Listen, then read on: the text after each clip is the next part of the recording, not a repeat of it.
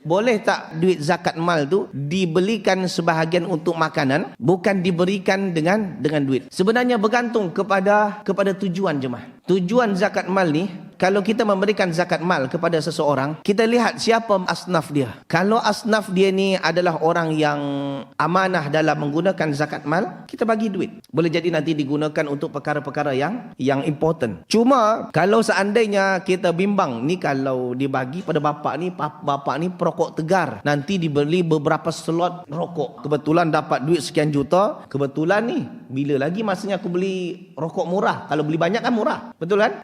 Jadi dibeli banyak-banyak. Kalau kita bimbang seperti itu, maka belikan untuk makanan, bagi untuk dia, supaya dia tak kelaparan, tak ada masalah. Atau boleh jadi mungkin ada anaknya yang sekolah dan perlu bantuan untuk perlengkapan sekolah, maka kita belikan perlengkapan sekolah bagi kepada anak tersebut. Atau kita pergi ke sekolahnya, bayar berapa iuran sekolah dia, aku bayarkan. Itu lebih lagi baik dan lagi selamat. Dan itu jugalah duit zakat-zakat orang-orang kaya di Saudi Arabia buat macam tu. Itu sebabnya di Madinah, orang-orang kaya tu disewakannya imarat. Imarat ni building, macam hotel. Lepas tu buildingnya ni dibagi free untuk pelajar-pelajar anak Universiti Madinah yang bawa keluarga.